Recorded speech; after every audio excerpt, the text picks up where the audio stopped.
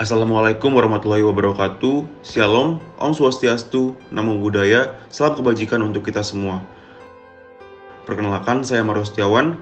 Di sini saya bersama dua rekan saya, Dimas Setiawan dan Ahmad Farid Andrian.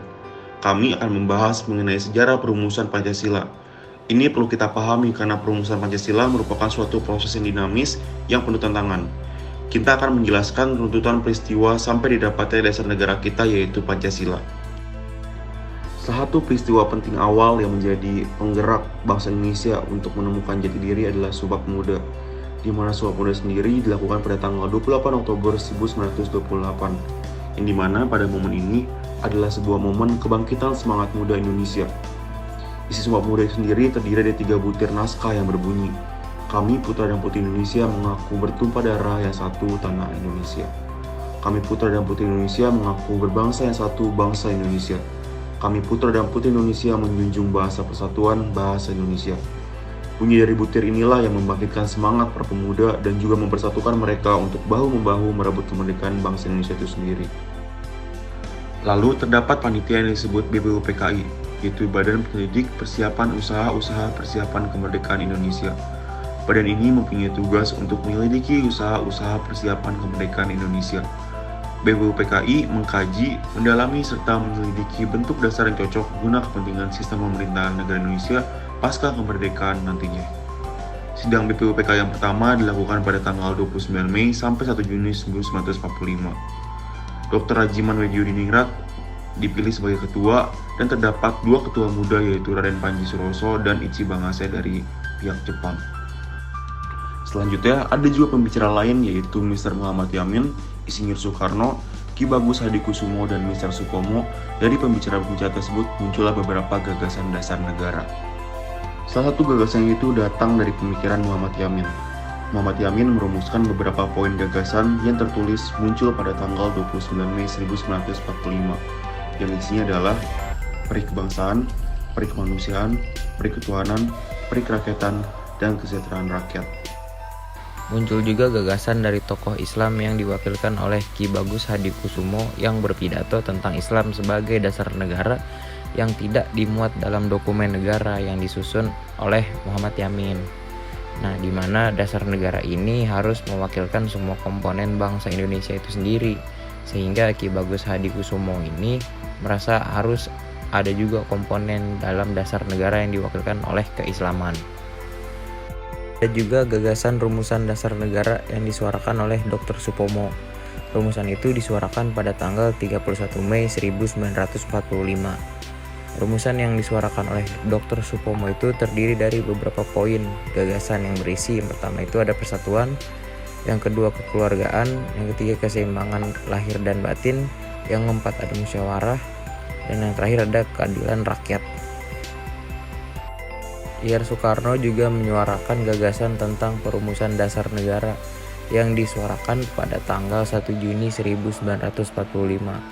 Rumusan dari Soekarno ini terdiri dari Pancasila, Trisila, dan Ekasila. Nah, masing-masing gagasan ini mempunyai beberapa butir poin di dalamnya.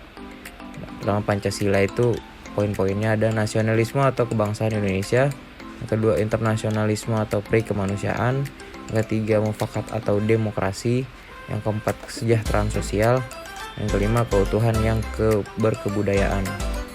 Lanjut di Trisila ini ada sosionasionalisme, yang kedua sosiodemokrasi, yang ketiga ketuhanan yang Maha Esa, dan yang terakhir di Ekasila itu ada gotong royong. Selanjutnya ada juga masa di mana antara sidang BPUPKI yang pertama dan yang kedua, yaitu dilakukan pada tanggal 22 Juni 1945. Pada masa ini dibentuklah Panitia 9 yang dimana sebelumnya dirasa kurang mewakili dan merepresentasikan semua elemen-elemen bangsa Indonesia. Maka dibentuk Panitia 9 yang diisi golongan nasionalis dan juga agamis. Panitia itu terdiri dari 9 orang yang di dalamnya ada Insinyur Soekarno, Mr. Profesor Muhammad Yamin, Dr. Andes Muhammad Hatta, Mr. A.A. Maramis, Raden Abikusno Cokrosuyoso, Abdul Kahar Muzakir, Haji Agus Salim, Kiai Haji Wahid Hasyim, dan juga Mr. Ahmad Subarjo. Dari rumusan-rumusan Panitia 9 ini, lalu menghasilkan Piagam Jakarta. Pada sidang BPUPK yang kedua, yaitu tanggal 10 sampai 16 Juli 1945, itu menyetujui Undang-Undang Dasar 1945. Lalu juga isi rancangan dari sidang BPUPKI terdiri dari beberapa poin. Isinya adalah pernyataan Indonesia Merdeka, pembukaan yang memuat Pancasila secara lengkap, dan batang tubuh Undang-Undang Dasar Negara yang tersusun atas pasal-pasal. Lalu juga rumusan Pancasila yang tertuang pada alinea keempat Piagam Jakarta yang isinya adalah: poin pertama, ketuhanan dengan kewajiban menjalankan syariat Islam bagi para pemeluk-pemeluknya. Poin kedua, kemanusiaan yang adil dan beradab. Poin ketiga, persatuan Indonesia. Poin keempat, kerakyatan yang dipimpin oleh hikmat kebijaksanaan dalam permusyawaratan perwakilan. Lalu poin yang kelima adalah keadilan sosial bagi seluruh rakyat Indonesia. Lalu, setelah itu dibentuklah PPKI atau Panitia Persiapan Kemerdekaan Indonesia, yang merupakan badan yang dibentuk guna meneruskan persiapan kemerdekaan.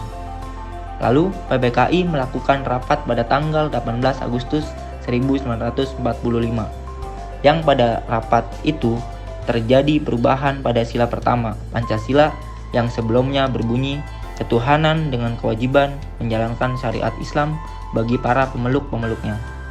Lalu dirubahlah bunyinya menjadi ketuhanan yang Maha Esa.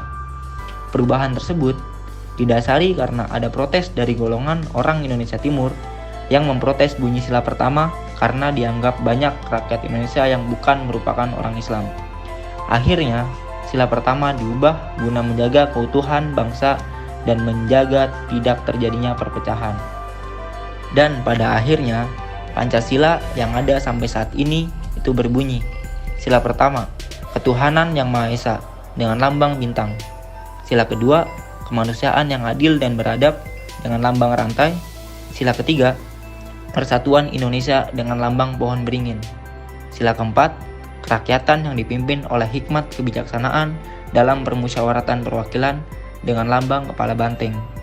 Sila kelima, keadilan sosial bagi seluruh rakyat Indonesia dengan lambang padi dan kapas. Kesimpulan dari sejarah rumusan Pancasila adalah Pancasila adalah ideologi final yang tidak ada oposisi di negara Indonesia. Dan untuk implementasi Pancasila, menurut kita, Pancasila itu di hati dan dijadikan pegangan berbangsa dan bernegara, bukan sekedar pembukaan Undang-Undang Dasar 1945 dan juga catatan Piagam Jakarta alinea keempat. Sekian pembahasan dari sejarah rumusan Pancasila. Terima kasih sudah mendengarkan dan memperhatikan pembahasan dari kami. Wassalamualaikum warahmatullahi wabarakatuh.